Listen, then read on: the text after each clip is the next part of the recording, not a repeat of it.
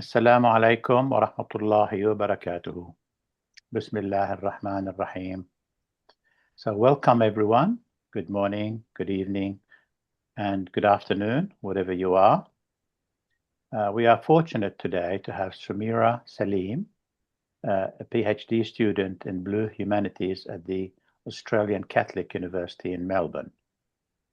Samira's research interests involve colonialism, environment, and religious identity in world literature. Today's topic will be Reimagining the Muslim Self and the Future, a decolonial view of the revolution in South Asian poetry. Samira's paper reads the poetry of Kazi Nazrul Islam, a Bangladeshi poet, and Muhammad Iqbal, an Indian poet, and explore in their works a decolonial view of revolution.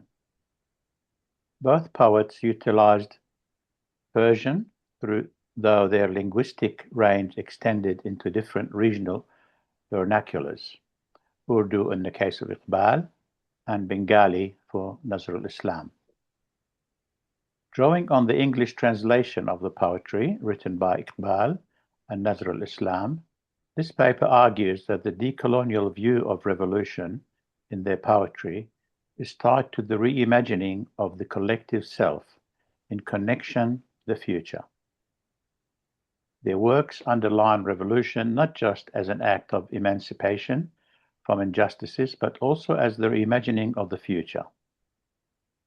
The poetry of both Iqbal and Islam deploys revolution as a dynamic tool in the re-emerging of the collective self. So thank you again, Sumera. We look forward to hearing you. Please go ahead. Thank you very much, Frank, for the opportunity and for your very kind introduction. And I would like to share my thoughts with the abstracts on the paper Reimagining Muslim Self and the Future. So as Frank has already very generously introduced the idea of the paper on Kazi Nazrul Islam, a Bangladeshi poet, and Muhammad Iqbal, an Indian poet, and how my paper and the way my paper discusses the decolonial view of revolution, which is connected to the reimagining of the collective self.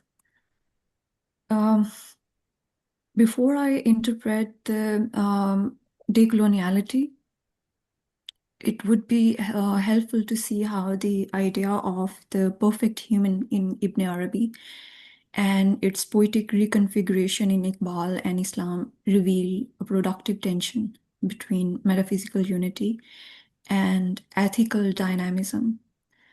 For Ibn Arabi, the Insan-e-Kamil is the supreme locus of divine self-disclosure, a mirror in which God contemplates his own names and attributes. Perfection in Ibn Arabi is contemplative, rooted in ontological realization and the reorientation of the self into divine unity. Iqbal and Islam, while deeply influenced by Sufi metaphysics, resist the quietest implications by reimagining the perfect human as an active, self-affirming agent driven by khudi, which means selfhood. In their poetry, the ideal human does not dissolve into the absolute, but radically reorients individuality through action, creativity, and moral struggle.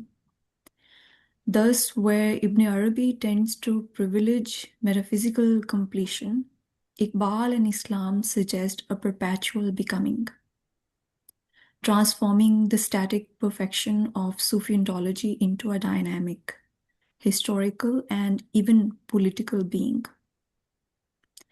This shift marks a critical departure.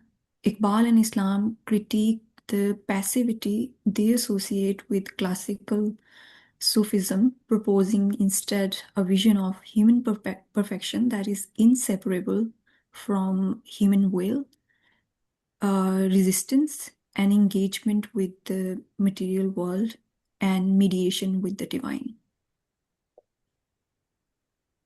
The post-colonial imagination of the post-colonial imagination of the future in the poetry of Allama Iqbal and Kazi Nazrul Islam emerges not merely as a response to colonial encounter, but as a deeper ontological striving towards the realization of a perfected human self. Within this framework, to reduce revolution to an anti-colonial strategy alone is to confine it within the very epistemic limits imposed by coloniality. And so understanding revolution just through the lens of anti-colonial struggle will reduce the revolution to, will overlook the more expansive significance of revolution as a mode of spiritual and existential unfolding. So revolution in this sense is not simply reactive, but constitutive. It signals the human capacity to embody divine attributes and to transform the conditions of existence through an inner awakening that exceeds historical antagonism. In this context, revolution serves as a decolonial tool of reorienting self. And Walter Mignolo, who is understood as the foregrounding figure in the theorization of decoloniality, he defines decoloniality as practice and project of sowing seeds, of cultivating, nurturing, and growing, always vigilant of what the Zapatistas refer to as the storm, which is brewing, or the catastrophe or collapse that is now upon us, to the incredible capacity of regeneration of the capitalist hydra, and relatedly, the continual reconstitution of the coloniality of power. So very close to the nature of decoloniality is the continual reconfiguration of change, which is grounded in the idea of self. So to this end, the idea of revolution, which is also pronounced as inqilab in Urdu, brings to the fore the questions which relate to the very notion of what is religious self and the way it adds up to reimagining the future or imagining the future. So the act of revolution tends to resist the persistent inequities and inequalities structured by the colonial matrix of power. Through external opposition, but also by reconfiguration of knowledge. And by being through a collective episteme grounded in religious ways of thinking and living. It is within this expanded horizon that the shared poetic vision of Iqbal and Nazrul Islam reveals a translocal and symbolic articulation of the human, insan, as well as the community, ummah, and nation, millat, not as bounded entities, but as a reflection of a borderless cosmic being. Here, self unfolds as the participation in a universal order, where the perfect human becomes the locus through which the temporal struggles of history are reconciled with the divine reality. In Islam and Iqbal, the idea of self, khudi, unfolds as a ceaseless journey of becoming, resonating with yet reconfiguring the metaphysical paradigm of the perfect human. For Iqbal, perfection is not a static state of completion, but an ongoing movement, a reshaping of the self through action, struggle, and creative engagement with the world. And this dynamic process situates the human being in a state of perpetual transformation, where each stage of self-realization opens onto further possibilities of growth rather than closure. Unlike a purely contemplative model, Iqbal and Islam's perfect human embodies motion, change, and historical presence, continuously negotiating between the finite and the infinite. Thus, the journey itself becomes constitutive of perfection, a lived, evolving process in which the self, far from dissolving, affirms its individuality while participating in a higher, expansive cosmic order.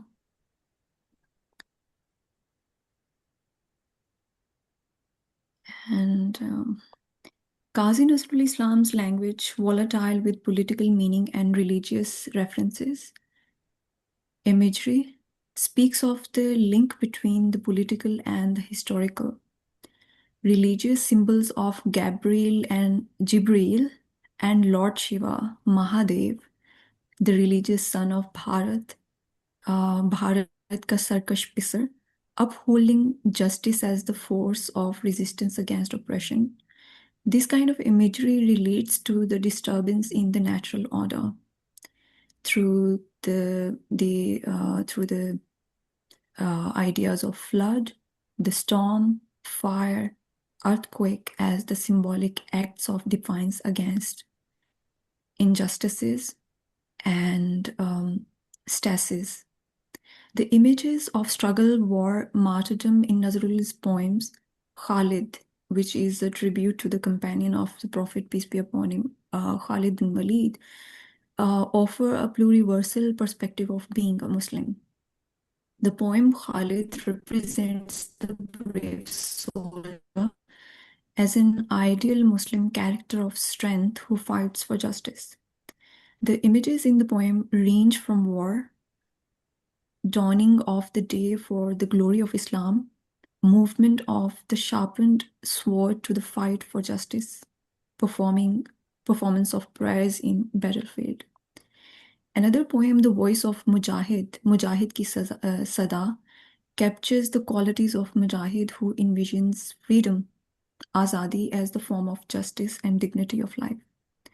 The references to Euphrates, Ali, Namrud, Abraham, Khalilullah constitute the political vocabulary of revolution informed by the religious discourse of justice, mentioned as haq.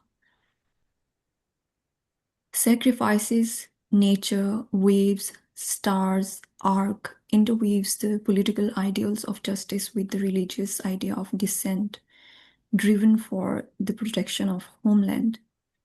And the imagery of, or the figure of a nationalist in the poem, the Musliman, is inclusive of all people, no matter if they belong to Arab, Baghdad, China, Egypt, or India. The poem speaks of a religious self that is bound up with hope and better future and not with borders and geography.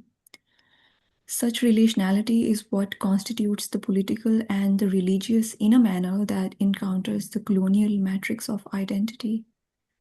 And the colonial matrix of identity is the one that characterizes the hierarchical view of human society. Another poem, An Address to the Ocean. I think I somehow got mistaken while writing the title of this slide. It's Kazi Nazrul Islam's poem. It's not Iqbal's poem. Sorry for this typo. So the poem An Address to the Ocean, Samandar Se Khatab, underscores the movement as the emblem of revolutionary narrative of dissent and resistance. Tumult and disturbance resemble speaker's state of emotion, and the speaker asks the ocean if all agitation it is marked with is the result of love or hatred.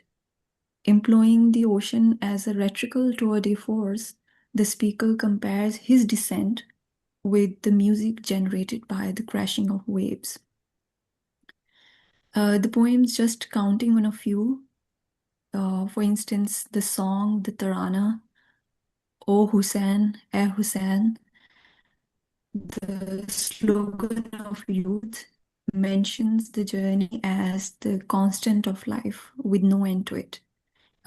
Islam's poems mark the journey and movement as the continuum of human life, which for Kazi Nazrul Islam is the first and the last code of the universe, as well as the symbolic life of any community in the world. Built upon the theme of change as an animated life and as hope for growth, Kazi Nazrul Islam's poetry presents revolution as the indicator of futurist self. Many of his poems, such as The Rebel, Baghi, The Mariner, Nakhuda, The Prayer, Dua, The Hope, Asha, build up revolution as a transformative modality that redefines the human self. The poem The Rebel, Baghi, reads, proclaim, hero, proclaim, rending through the sky, surpassing the moon, the sun, the planets, the stars, piercing through the earth, the heavens, the cosmos, and the Almighty's throne, have I risen, the eternal wonder of the Creator of the universe. The furious Shiva shines on my forehead like a royal medallion of victory. In ecstatic joy, in madness, I have suddenly realized myself. All the barriers have crumbled away. I am the rise, I am the fall, I am the consciousness in the unconscious mind. I am the flag of triumph at the gate of the universe, the triumph of humanity. I'll root this subjugated world in the joy of recreating it. Weary of battles, I, the great rebel, shall rest in peace only when the anguished cry of the oppressed shall no longer reverberate in the sky and the air, and the tyrant's bloody sword will no longer rattle in battlefields. Only then shall I, the rebel, rest in peace. Iqbal's poetry resonates with the theme of change, revolution, freedom, self, and Muslim community. And it comes up the build of the souls in commune with God, harking back to the times when Satan, Iblis, plans his evil designs after he's forsaken and stripped of his angelic status for the disobedience towards God. Bringing into view the history on such large canvas, Iqbal's poetry links up to the origin of human life. A few verses selected from Iqbal's collection read, the life without revolution is nothing but death. The spirit of nation arises from the swirls of revolution. Iqbal further adds in his Urdu Persian collection entitled Peyam-e-Mashriq, to our eyes, the meadow has only one color. Who knows that what it looks like to the nightingales? O you people who behave childishly, discipline yourselves. Are you a true Muslim? Then leave your class superiority. Even if the Arab regards himself superior because of the redness of his blood and color of his skin, then leave the Arab too. Deriving from the poetry of Iqbal is a sense of resistance that cautions the territorially marked view of Muslim self. Developed through the images of the sea, the waves, storms, the poem in Iqbal's Zarb-e Kalim registers Muslimness as a modality of change, movement, and life. Your sea is full of calm and rest. Is it repose or magic art? No sharks and storms disturbs your sea. Intact its coast in every part. The poems such as The Song of an Indian, Tarana-e-Hind, Stars and the Moon, Chand or Tare, The Night of Ascendance, Shab-e-Miraj, Beauty and Love, Husn-o-Ishq, The Prayer of a Traveler, Iltijai-Musafir, mention the journey as the constant of life. The imagining of Muslim self in these poems draws on the future that affirms growth as a characteristic of revolution. Built upon the theme of change and hope, Iqbal's poetry complements displacement as the indicator of new self. In men's heart stirs a revolution's torrent. Maybe our old world is nearing death. The very idea of self Iqbal's poetry brings to the fore is change, which serves as a decolonial view of growth. Iqbal says, rise as the clouds of the spring just settled among mountains and forest. Khwaz ke dar koh dasht khwamazad abre bahar. His call for growth and change resonates with what Mignolo defines as decoloniality. The future does not exist, and neither does the past. We all on the planet live in a constant and always fluctuating present, carrying the burden of the past and the hopes for the future. The future would be what we human beings are doing in the present all over the planet, not only in the North Atlantic, where universal fiction dwell. Decoloniality is one among other options in the present. The critique of the nationalist imaginary in the works of Kazi Nazrul Islam and Iqbal may be understood as an articulation of a self that transcends all territorial and ideological fixities. Rather than grounding identity in the bounded frameworks of religion, nation, or community, their poetic vision gestures towards a decolonial subjectivity that reflects the universal scope of the perfect human, one who gathers multiplicity within unity and exceeds homogeneous categorization of self. In this sense, the critique of Iqbal on self does not merely oppose nationalist constructs, but reimagines the human self as a site of divine manifestation, a kind of manifestation that is neither confined nor exhausted by historical or political demarcations, but continually unfold beyond them. To sum up, reframed through the metaphysical horizon of the perfect human, Al-Insan Kamil, articulated by Ibn Arabi, the poetry of Iqbal and Islam may be read not merely as a discourse of resistance and revolution only, but as a manifestation of an unfolding human perfection that mediates between the temporal and the divine through the idea of perpetual becoming. In this light, revolution emerges as an ontological process, a continual becoming through which the human self reflects and realizes divine attributes within historical context. And such a vision of human self aligns with what Walter Mignolo terms revolutionary praxis. And it is the praxis that exceeds it by the metaphysics of unity and self-disclosure. So the futurist impulse in the poetry of Iqbal and Islam is not about just the critique of the modern sort of interpretation of nationalist claim over territory, history, and identity, but rather this impulse in their poetry, the impulse for revolution in the poetry destabilizes the sort of constructs of identity when they envision the Muslim self as a divine locus of divine, as the locus of divine manifestation.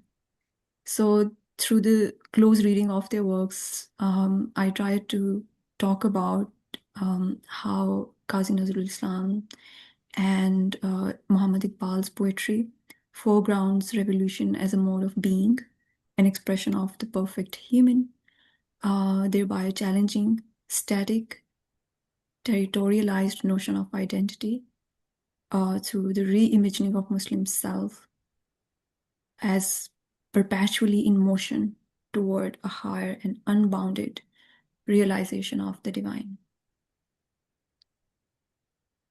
Thank you so much for your attention and for your presence. I hope it's not very short and it made some sense.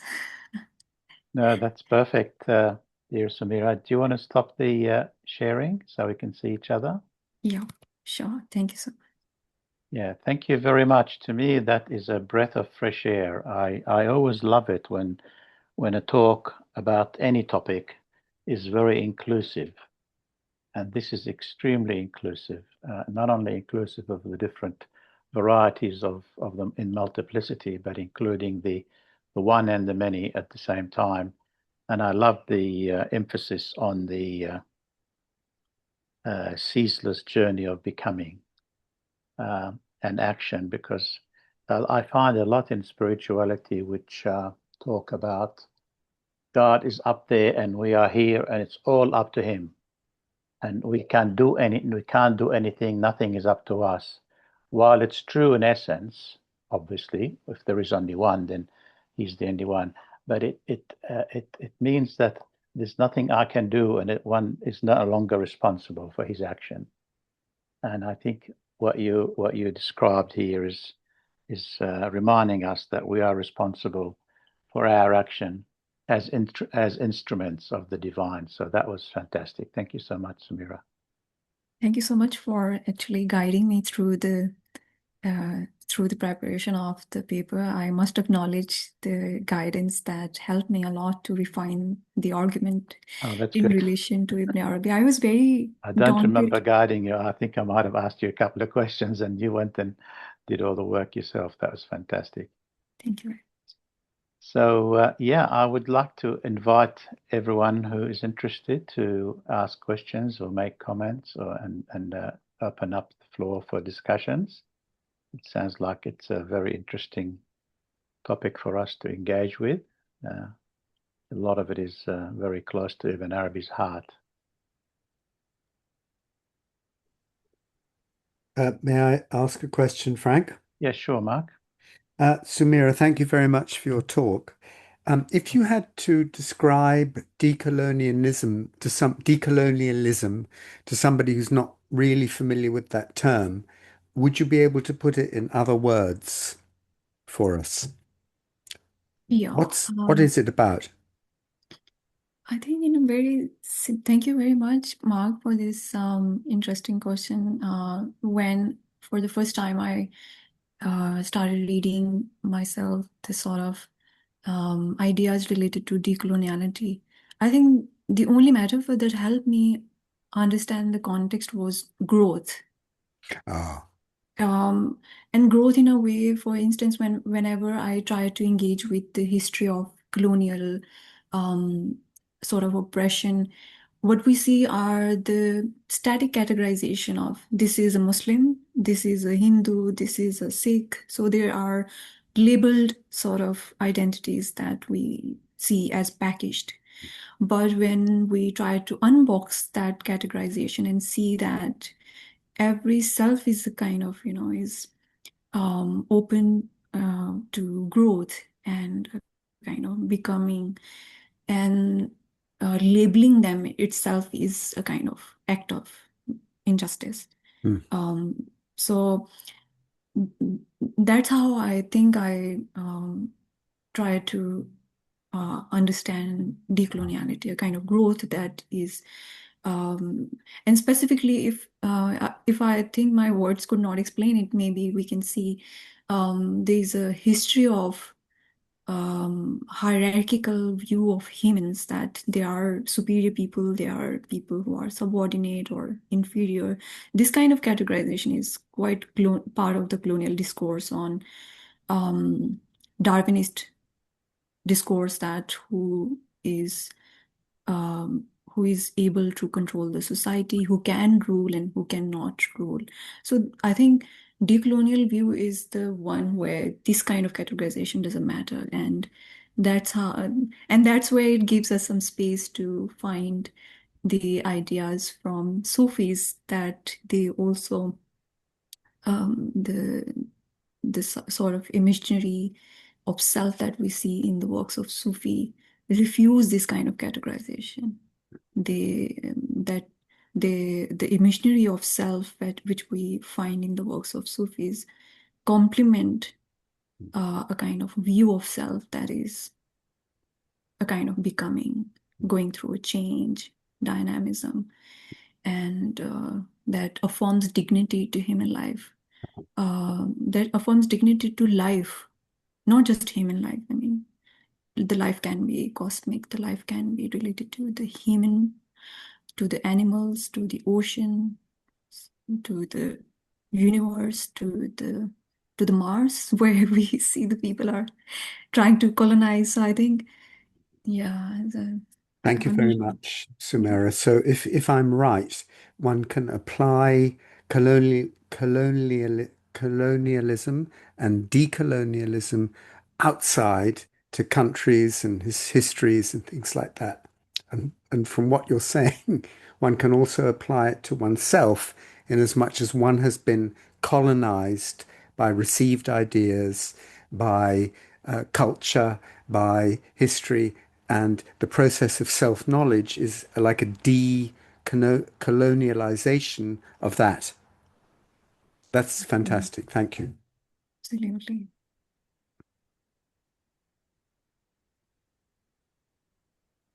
Yeah, please feel free if anyone else like to comment or ask questions. Yeah, I just wanted to. Yeah, go ahead, Noor. Okay, Patricia, you can go ahead first. Oh, thank you. So, Sumera, I really love your talk, and I was a little bit shocked when you said Ibn Arabi is more the quiet, contemplative type. Yeah. It's not what I think of him at all, really. And I just want to clarify that with you and hear your opinion about it, because I think where Ibn Arabi comes from is we should not act, or we should be careful to act, because it could be based on our ego and on an unrefined sort of heart. Yeah. And the first step I think that he advocates is make sure your own soul is disciplined before you move into action, because you could be coming from the wrong perspective. Yeah. So that doesn't mean, though, that there shouldn't be any action.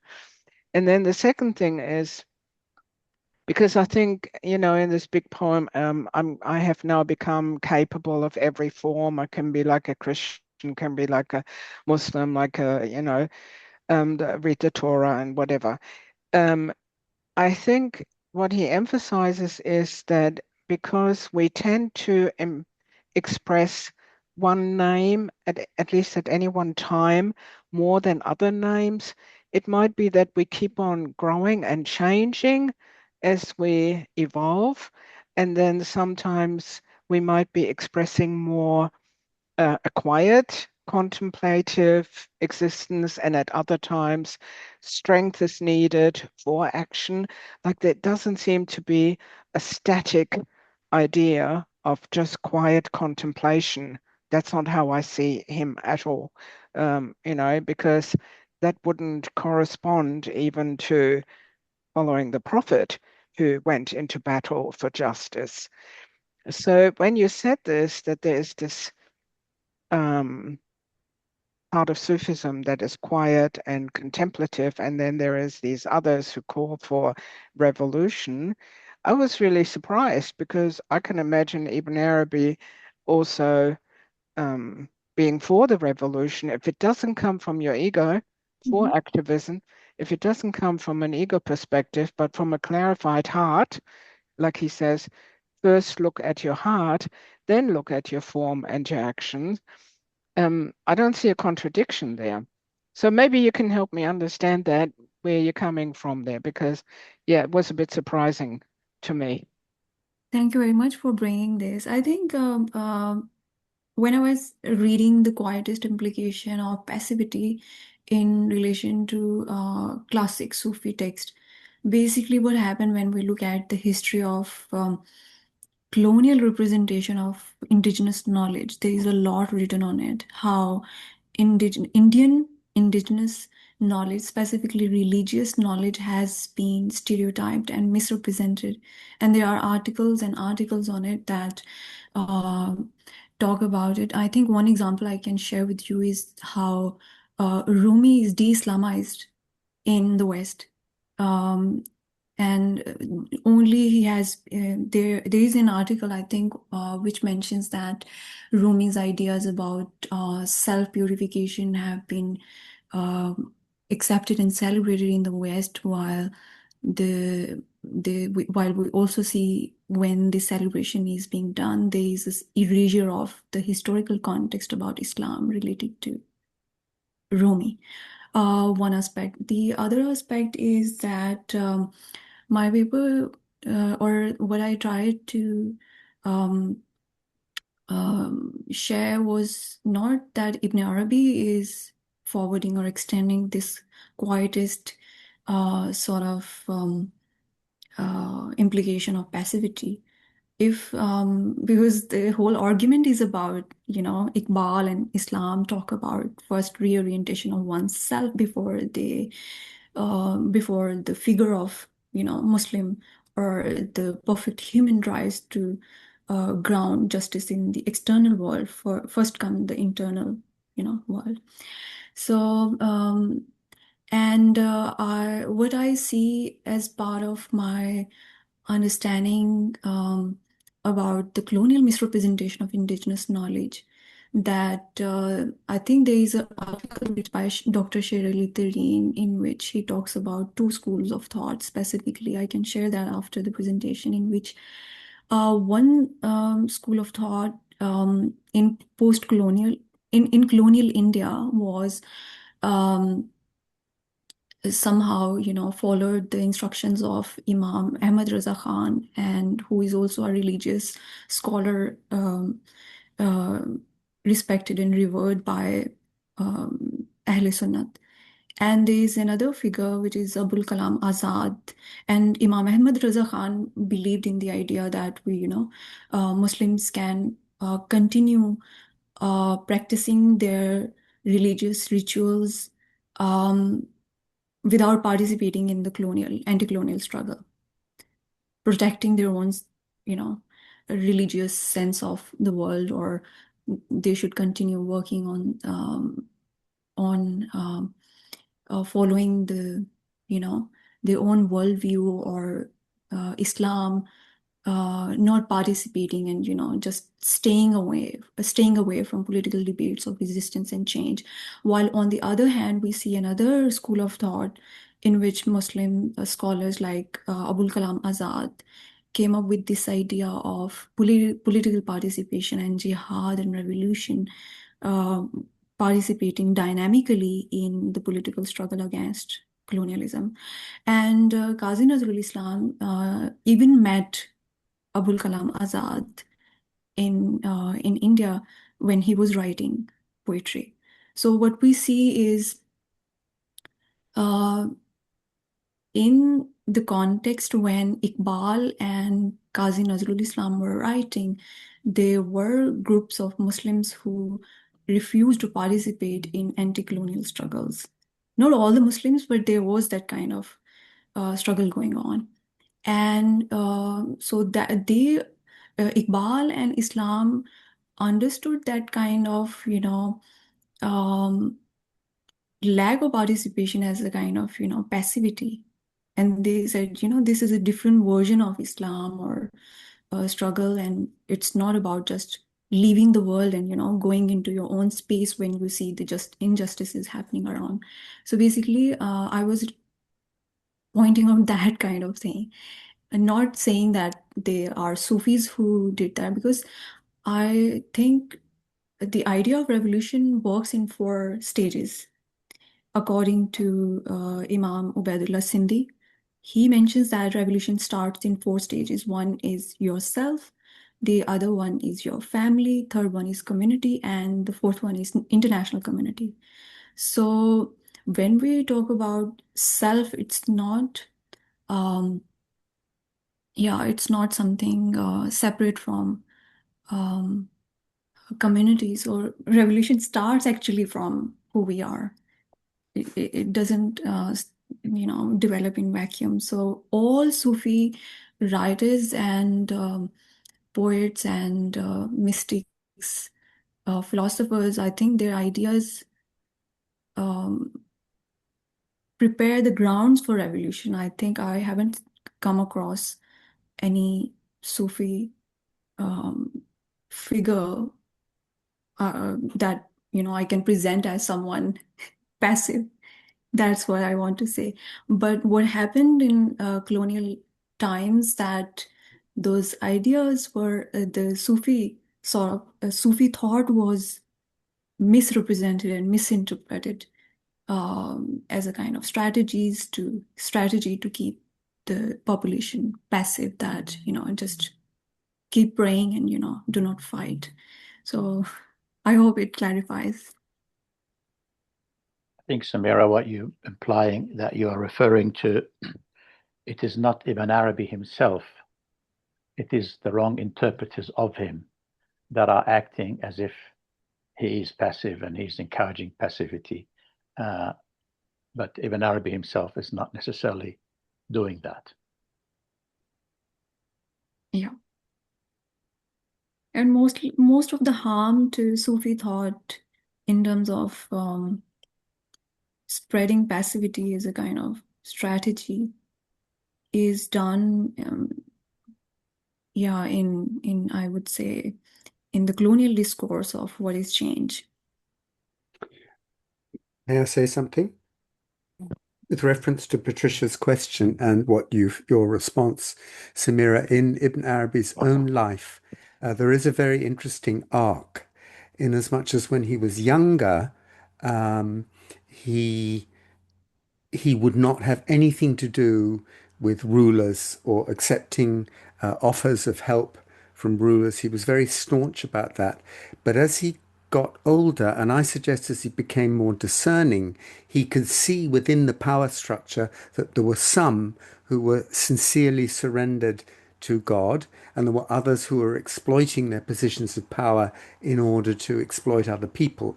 And so he was able to discriminate as he got older and wiser. And so from the surface, it looked like he was accepting, what do they call it? Accepting sinecures from people who were in power. And those who didn't realize what was going on was thinking, oh, he sold out. He started off very, very staunch about this kind of thing, and then began to accept money from people and lodgings from people and all of that kind of thing. But if you look into it more, the people he was aligned to were people who were understanding of the nature of colonialism, or power. I mean, I'm substituting colonialism for power here. There is a difference. But I still think that probably a popular understanding of Ibn Arabi as swinging towards acceptance of the fruits of power, which he took advantage of, is not correct. So I think that's where often an idea comes from about Ibn Arabi in terms of his swing towards the acceptance of power per se. Whereas I believe that in his history, it's shown that he was very discriminatory in terms of whom he aligned himself with. Thank you so much, Mark, for adding this point. Sumera, can I ask you something else? I just want to make sure I understand. Are you saying that in the history of colonization, there have been powers, whether you're talking about Bangladesh, India, and I've got to say, I have no idea about any of it, that have suggested to the population that if you are a true Sufi Muslim, you keep quiet and you don't get engaged in the struggle to suit their own agenda? Is this what has happened? I think if I try to generalize this, that everybody was doing this, I think it would be an exaggeration. The reality on ground when we when I tried to engage with maybe the scholars here can guide me and correct me. It's complicated. There are different schools of thought, and their orientation of resistance is different, But Iqbal and Islam are the one who opted for a kind of view of resistance that is quite active, actionable, morally guided and directed. And Islam and Iqbal, interestingly, Islam has been put in jail for quite a while as well, because the British officers were afraid of his poetry because he was a very powerful figure. And at the start of his life, he joined the British forces as a soldier, but later on he was disbanded from the British Army. And while he was in the part of the British Army in Karachi, serving there, I think he started writing poetry, and it also got published, and it created such a roar and kind of effect in the public sphere that his poetry was banned, and not just one poem. There were collections of his poems that were considered anti-colonial, and they were considered as sort of problem for the public order. I mean, to such a level, his poetry, and he was censored heavily and imprisoned in jail for quite a while. And so when we look at Iqbal, his kind of struggle is different to Islam's struggle. But what we see is the kind of active participation, the use of resistance as a metaphor of self-realization.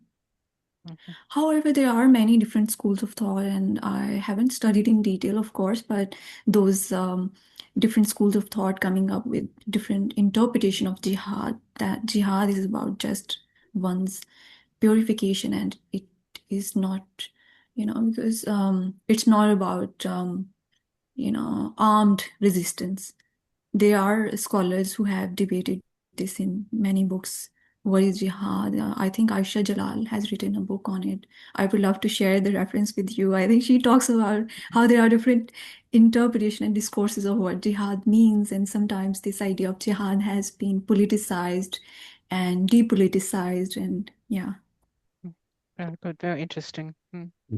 Perhaps when the Prophet Muhammad sallallahu alaihi wasallam said, "Now we go from the jihad to the greater jihad," meaning the struggle against the self, that makes a statement about outside world and the nature of engagement with the outside world and its relationship to domination of self or taming of self in the favor of God, in service to God. I mean, and he says that's greater. It doesn't necessarily mean you can't do the other, but it just points to a superiority or of interiority first over action without thought, let's say. Beautiful. Beautifully articulated. Yeah, can we go to Noor first, and then after that we go to Fariz. Noor? Yeah, I just wanted to thank Sumera for beautiful presentation, especially the perspective you have presented.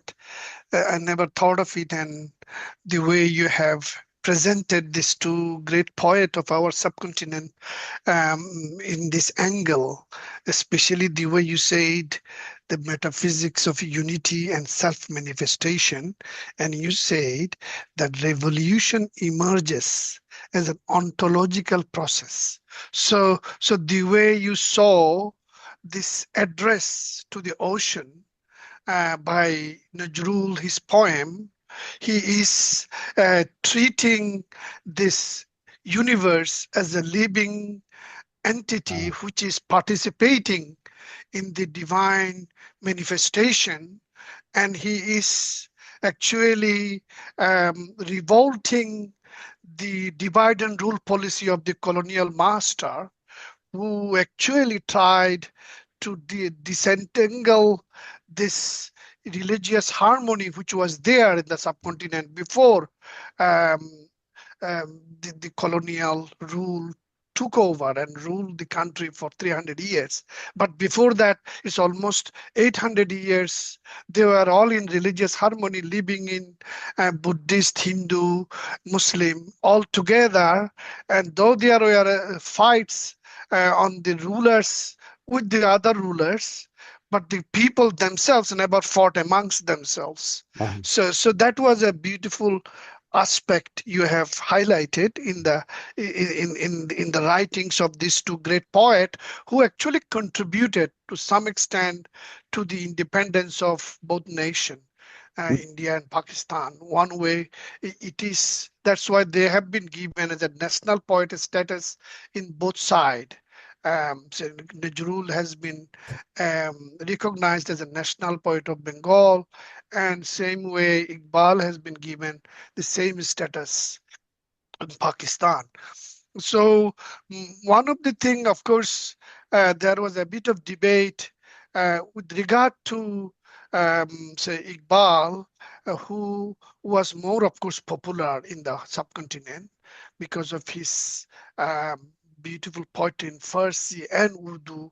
And the one I wanted to mention was he himself, when he was younger, he did his PhD. His PhD title was The Development of Metaphysics in Persia. In that time, he was very appreciative of Ibn Arabi and his doctrines. But later, he was fall prey to the colonial linguistic formulation. Say he actually termed Ibn Arabi's doctrine Wahdatul Wujud as a pantheism, as a pantheistic philosophy, where, of course, that pantheism teaches that human individuality is an illusion. So, and also pantheism thinks just the universe itself, the physical universe, is nothing but the divine. Besides, of course, the Wahdatul Wujud is not only acknowledges immanence, it acknowledges transcendence as well. Whereas pantheism, yes, it focuses this physical universe, and that's where the difference was, and as a result, there was a bit of division in kind of in later part of Iqbal's life, and he actually merged with Abul Kalam Azad as opposed to staying on his original understanding of Ibn Arabi, because Abul Kalam Azad himself was also fall prey into. So as a result, they divided the Sufi. They like the universal Sufi, like Ibn Arabi, and the, of course, Sufi who wanted to be pacifist, as you have identified. So yeah, one thing I just wanted to understand is what do you think about this particular reading of Iqbal? Why he had to abandon his this original metaphysics he started in Persia and acknowledged it in his doctoral thesis, and later when he wrote some letters where he expressed this opinion about Ibn Arabi in a negative way. What do you think influenced him to go in that side of his expression? Do you have any thing to say on that? Thank you so much, Noor, for very insightful commentary on my paper, on my presentation. I must say that it is so enlightening, just like your name, Noor. And I enjoyed receiving this feedback from you, and thank you so much. Actually, what happened when growing up, I was fascinated by reading of poetry of Iqbal. I grew up in a kind of family where reading Urdu poetry or stories was a kind of norm. And I think there were some poems written for children by Iqbal that I came across, and I was just fascinated by his poetry. And I would go to the market and I would request my mother that I need to buy this collection, and she would say, you don't need it, for your school. I said, no, my teacher, I think maybe that was my first time I lied to my mother and said, no, I think this collection is required by for my school. And she knew in her heart that, what 8-year-old or 9-year-old have to do with this, collection of poetry. There were many poems that didn't make sense to me at all because the vocabulary was very dense, and I enjoyed the children poems. And uh, I think my fascination for Iqbal stayed with me for quite a while. Until I got to the university, and there was one professor, Dr. Nasir Abbas Nayyar. He's a very distinguished critic in Urdu literature in Pakistan, in Punjab University. And once I got the honor to see him, and I think the first question I asked, because I studied English literature, and so I visited the Department of Urdu, and the first question he asked me, he said, you are a student of English literature, and you travel for 1 hour to reach our department. Uh, what are you doing here in Urdu department? Because most of the students of English literature don't even visit us.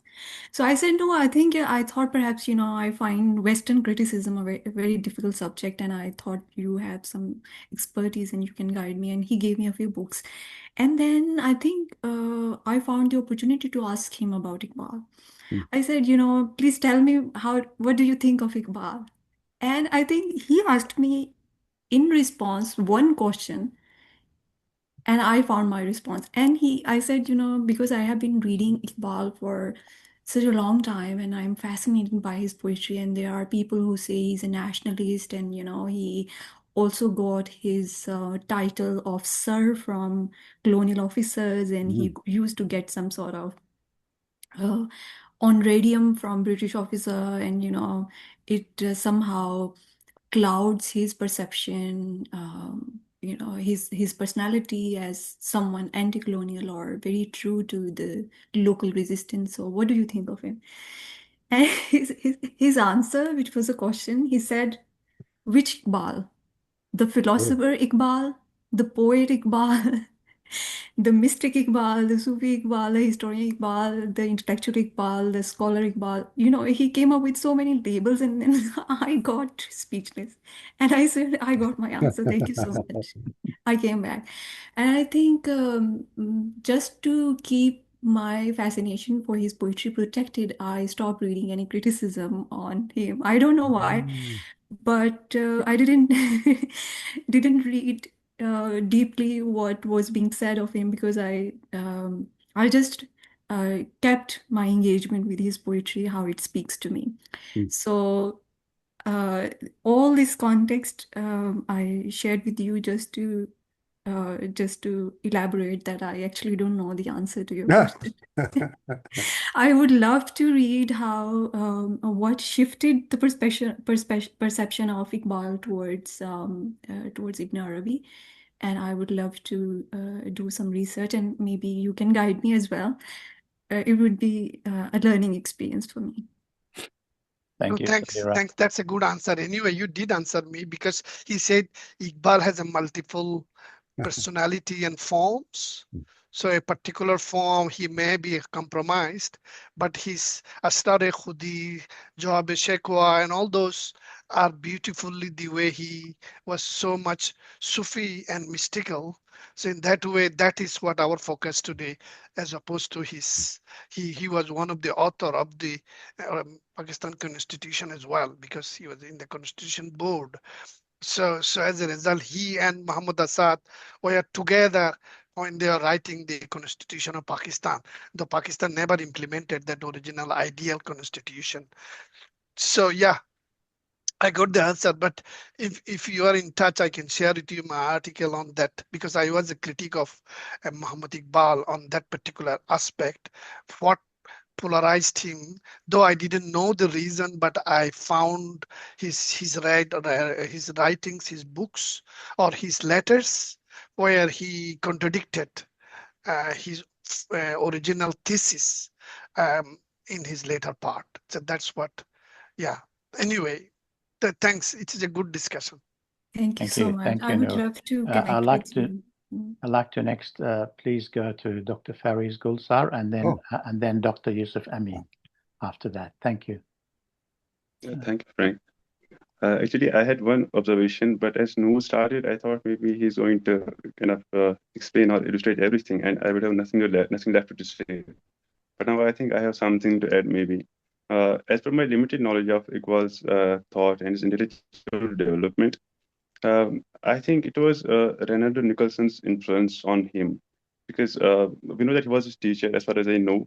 So, first of all, we know that Iqbal's relationship with Ibn Arabi has been seen in an antagonistic manner.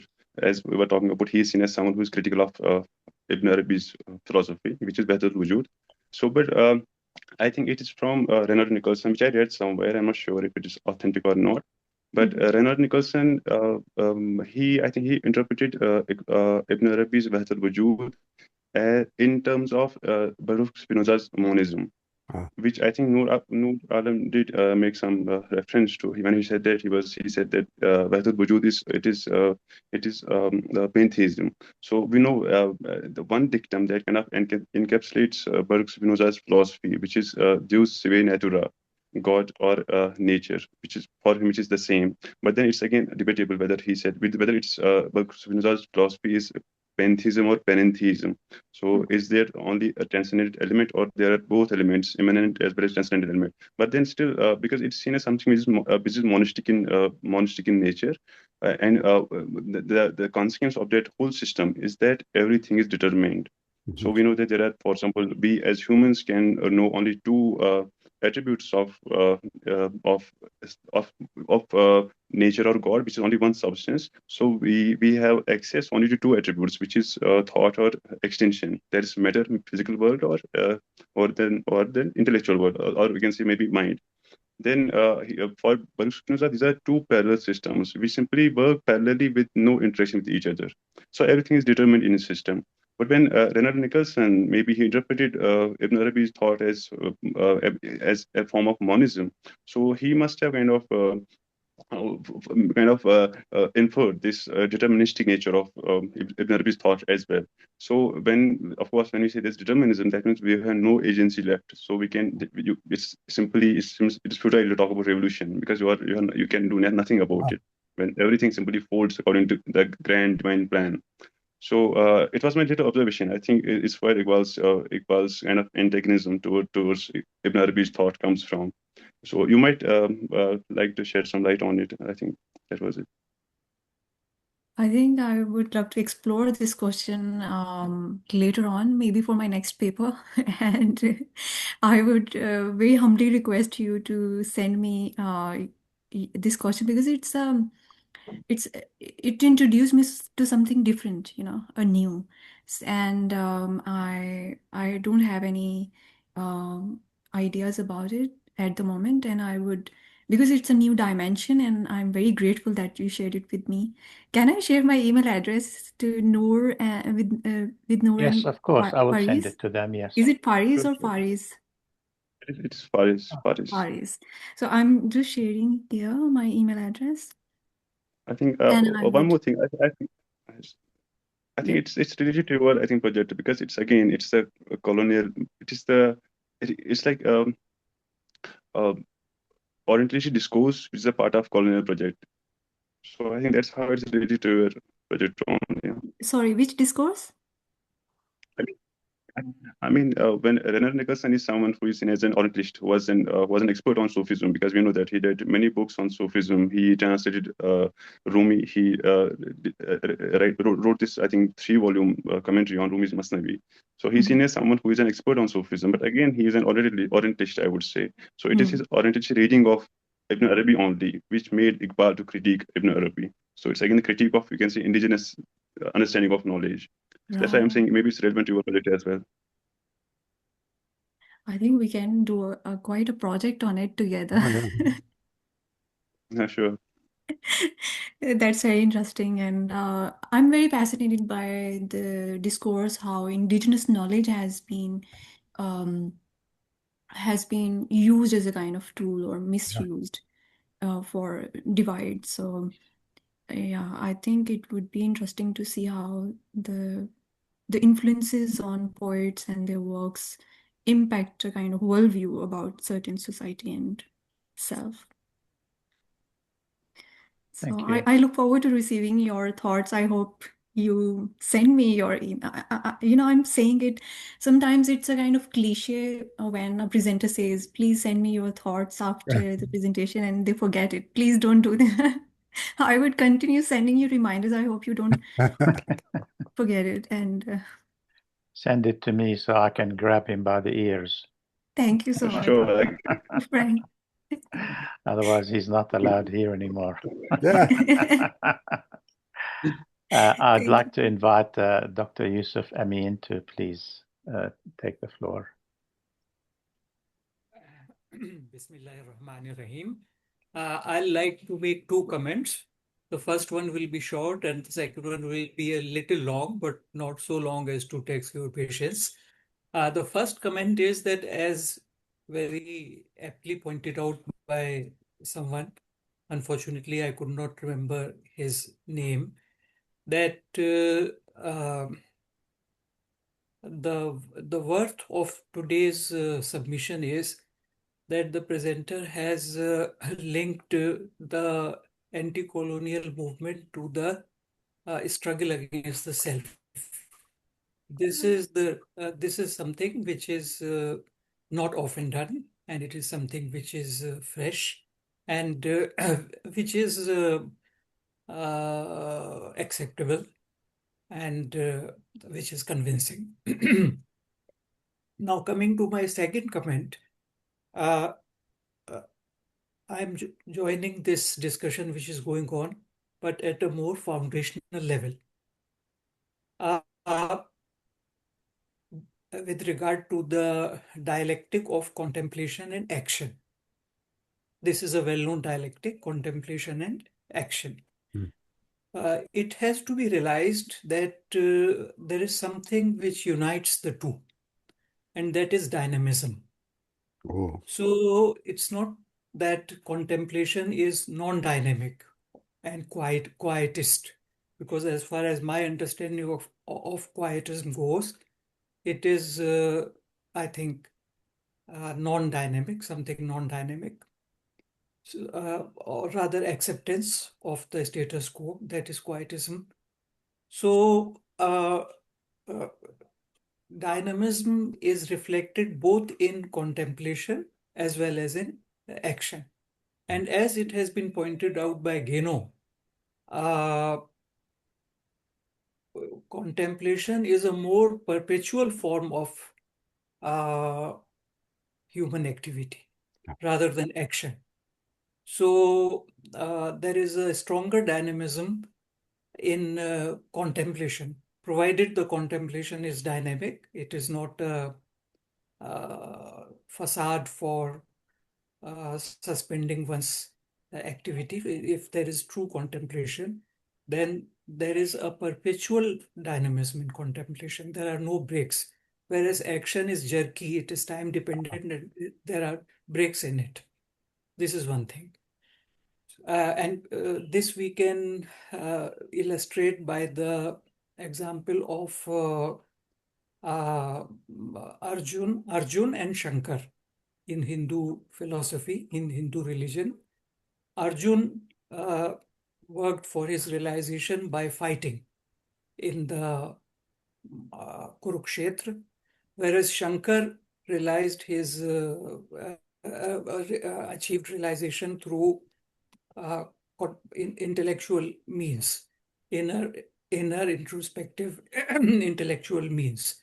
So we can have some sort of understanding by using these two illustrations that it's not like this that Shankar is not dynamic. In fact, Shankar is in a way much more dynamic than Arjun. But Shankar is achieving that dynamism through introspection and intellectual means, whereas Arjun is achieving it through external action. This is one thing. The second thing is movement,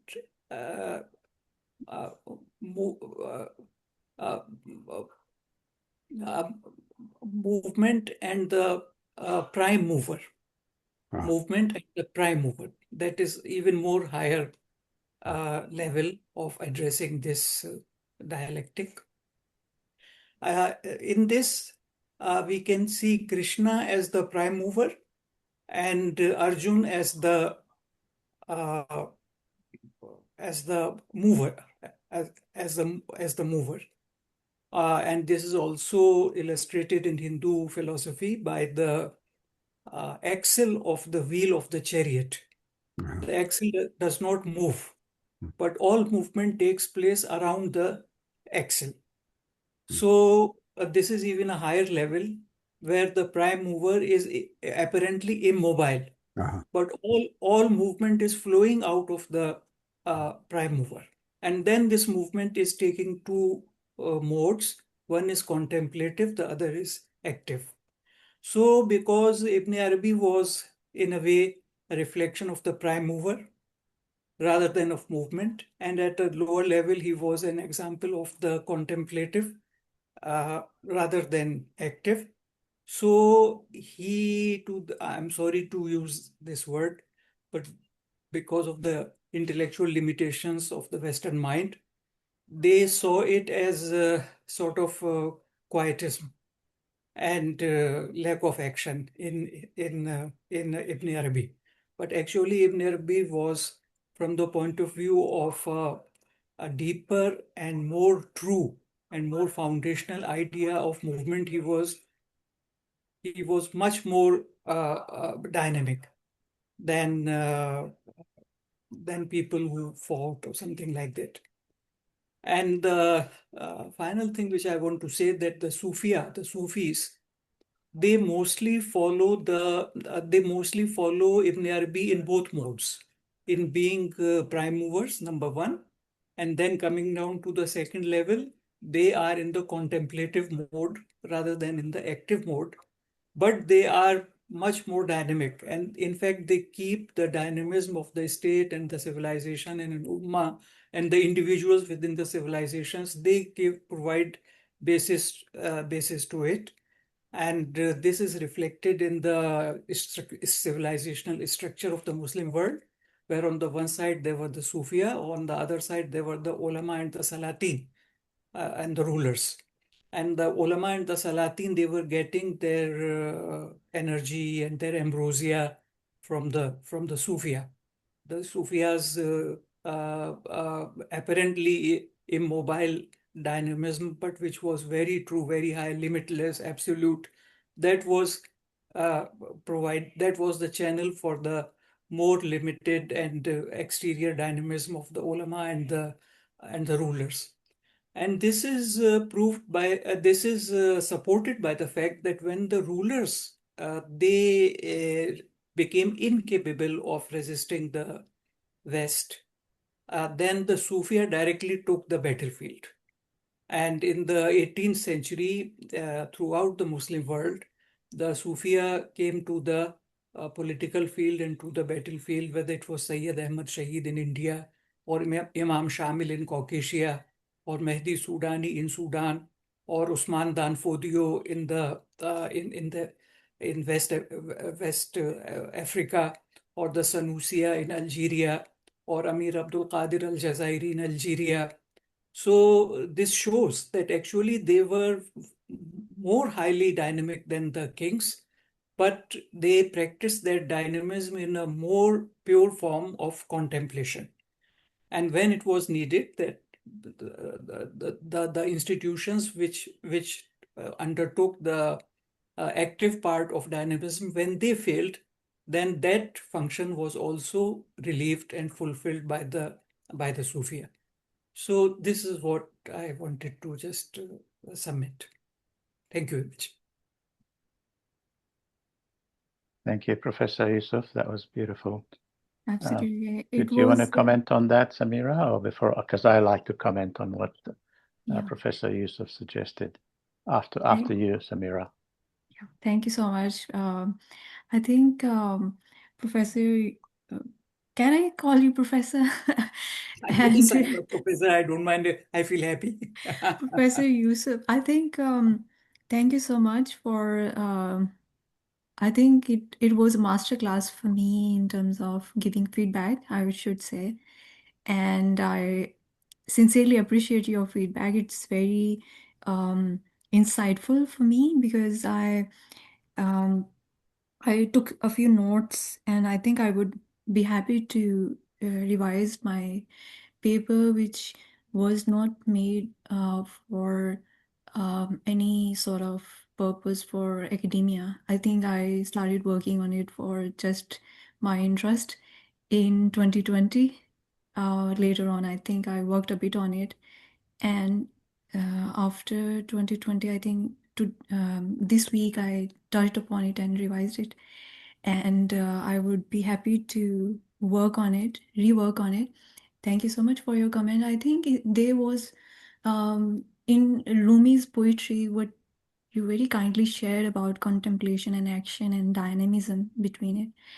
In Rumi's Masnavi, I think there is one verse that reminds me that it is the idea that verse is like this.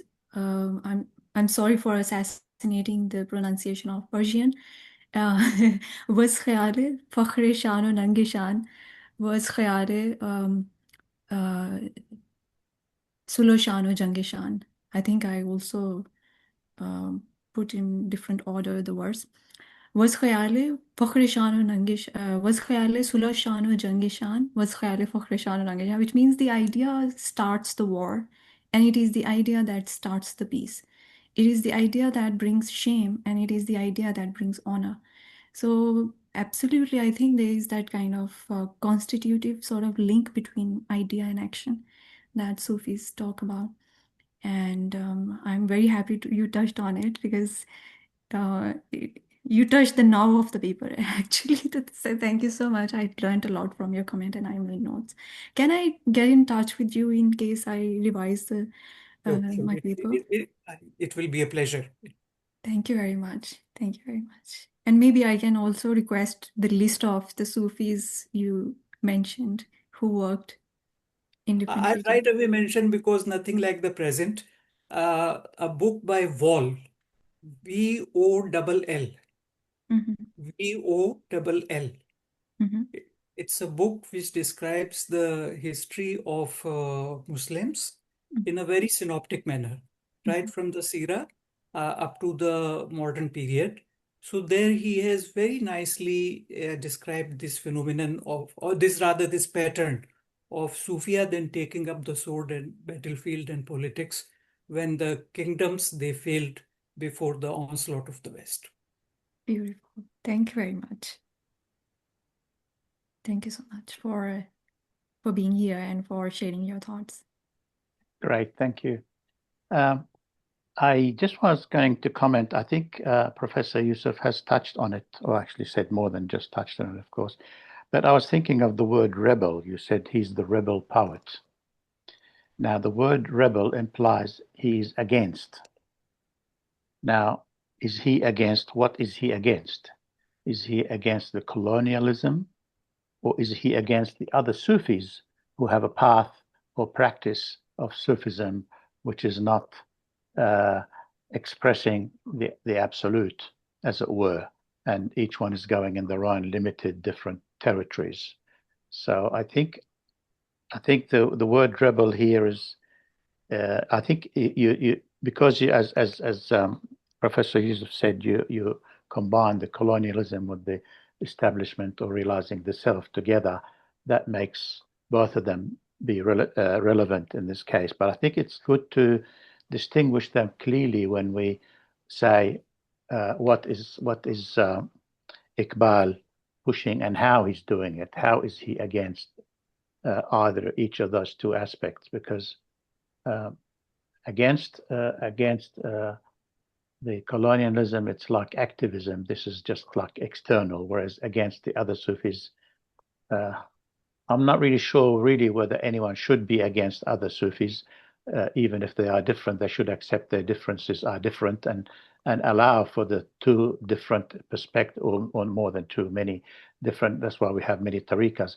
Allow for the different perspectives to all be valid paths to the divine, even though Iqbal's path is different from them. I think that would be I don't know. This is just personal view here. I'm not a scholar, so I cannot quote anybody. The other thing I liked also that Professor Youssef touched on was the contemplation and action aspect. I also like to see it as there's the mind and the heart, or the body. So the body is the one that does the action, the mind is the one that does the contemplation, and possibly the heart and the mind together do the contemplation. So there are many paths that tend to be more physical, and or you start with the action, but they say it's experiential. It's dhawq. Dhawq means it's relating to action. You have to eat the apple before you can really taste what it's like. Whereas intellectual means you read all about the apple, but if you haven't tasted it, you still have no idea, even if you have a PhD in knowing and describing the taste of apple. If you haven't had a bite of it, then you can't say I have the experience. So I think both are important for self-realization. I don't think a person can be self-realized fully if he is only achieved the taste alone. I think the intellectual is essential. I don't think intellectual is, as some people say, it's merely intellectual, meaning it's a low level, it's silly. And of course, the other way around is, of course, true. Just intellectual is not enough. I think combining them is good, and also either of them starting needs to get eventually to the other, because the one who intellectually analyzes something, he gets closer and closer and closer. In the end, he wants to taste it. Otherwise, there's no fulfillment, unless there's no satisfaction unless he actually tastes it. So both are needed at the same time, and it's good to stop these fighting between intellectuals and actions, and against this and against that. I think I tend to love the embracing of things more. That's what I think Ibn Arabi says, and that's what you hinted on, that the unmanifest manifests in many different forms, and all the different forms are really manifestation of the same one unmanifest aspect. So it's this against tends to, it has a value, of course. Fighting has a value because it's showing the other side, but we don't want to do it to the point of killing the other side. Frank, thank you. May I respond to you? Yes, please. I think in the first sentence of Fusus al-Hikam of Muhyiddin ibn Arabi, there's a sentence, and I'm only going to be able to tell you the Titus Burkhardt translation into English of it. So somebody else may know the original, be able to bring out subtlety in it. But it says, in relationship to the creation of the human being and the world, the vision, the ruya, that a being has of himself in himself is different from that which another reality procures for him and which serves for himself as a mirror. So I was thinking about the book you and I read together when we were doing some translation, where Ibn Arabi talks about the difference between the alim and the arif. And the arif is often, there's an argument for saying, well, the arif is superior because of his taste. And I think then Ibn Arabi challenges that and says, no, God is the alim, so the knowledge comes first.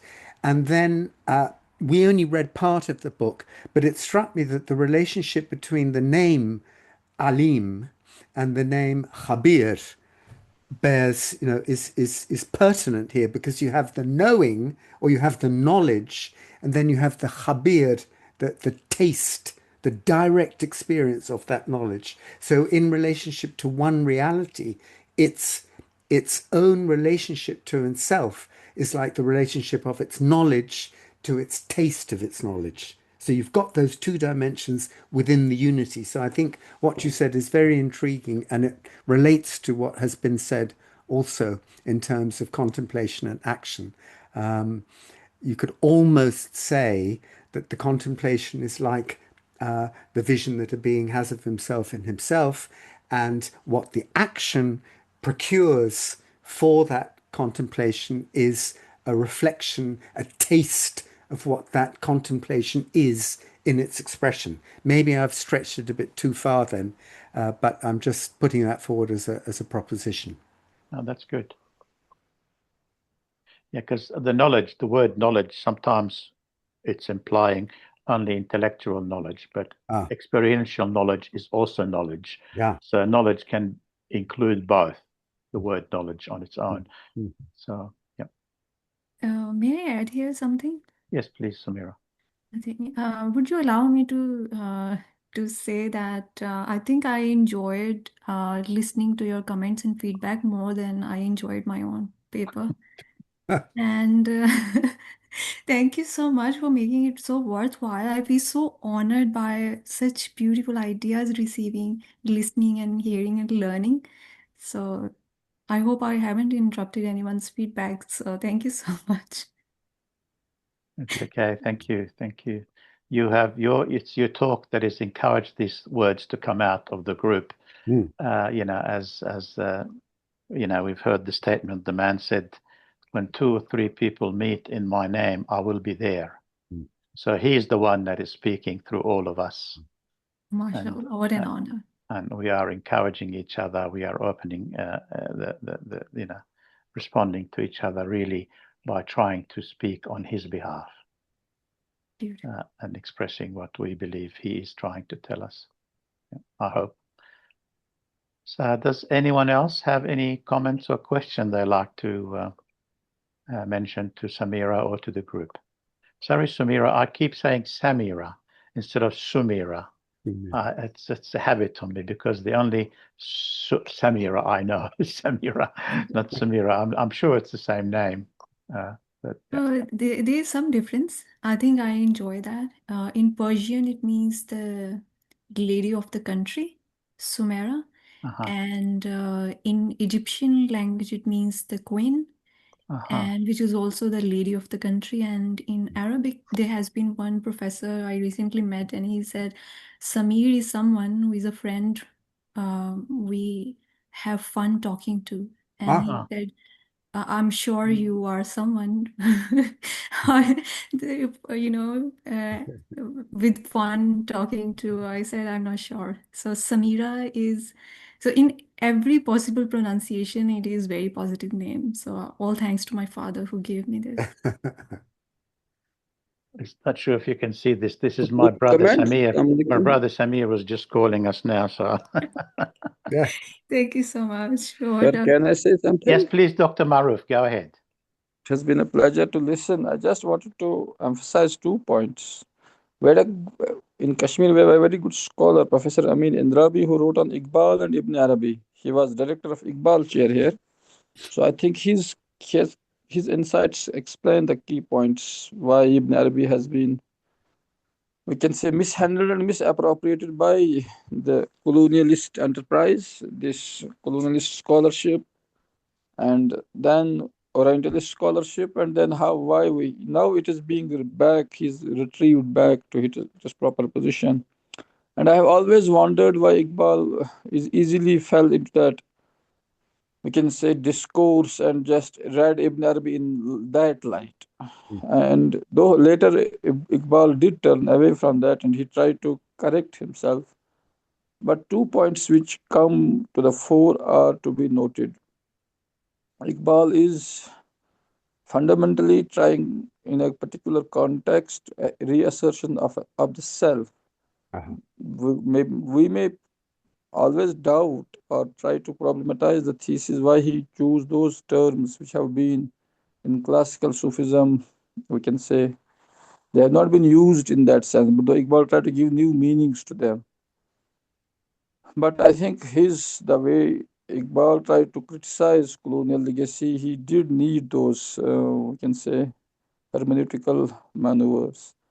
But what happened in the Iqbal has been even till today perceived as a critic of Ibn Arabi and so-called passive mysticism, and mysticism as if it is leading to the dissolution in the absolute. So I think the fundamental trajectory of Iqbal's criticism of mysticism is in a way problematic. So there is no example of a great Sufi we can say who was passive. Now it was colonialist projection of mysticism as passive for some reason. Then that Iqbal tried to, I think, respond to that. So in the subcontinent, especially after the British came here, we know that some in a way Sufi inclined people tried to we can say make compromising moves with the power. That in that particular context we can say Iqbal's move is justified, but when he tried to question the whole classical Sufism as somehow anti-self and somehow leading to the dissolution in the absolute, and also politically problematic and passive and responsible for Muslim subjugation and decline, Nasser and others have in detail criticized Iqbal on this point. And the last point that which was raised about the meaning of revolution. In fact, in the Sufi paradigm, revolution or the movement of self towards God is always a perpetual movement, unceasing movement. But to give it a particular political tweak, we can say, that needs to be more rigorously argued. And I think, but in our situation where our meaning of life is situated in political terms, this calls for more, we can say, rigor, and we need to debate it more. That was the only point, 2 points I wanted to make. Thank you so much. It was a pleasure to listen. Thank you, Dr. Maruf.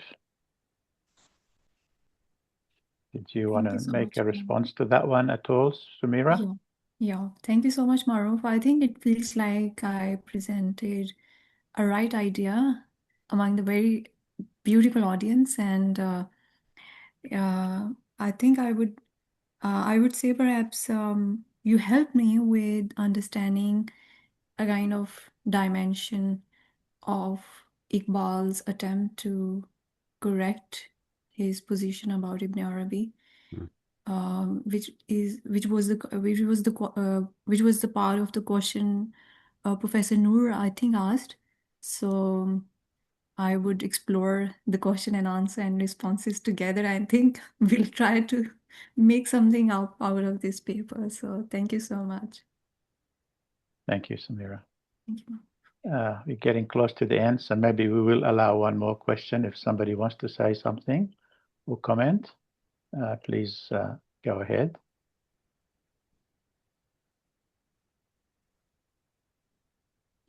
Well, Sumera, it looks like everybody is satisfied. So you have done an amazing job. Thank you very much. Everybody enjoyed it. And we got one of these coming from Patricia. And Patricia is very important. So thank you very much, everyone, for coming. And thank you very much, Sumera, for giving us a beautiful presentation. Thank you. Thank you very much for the honor for this presentation that you gave me. Thank you, everyone. Thank you. Yeah. Thank you, Frank. Thank you. Assalamu alaikum. Alaikum salam.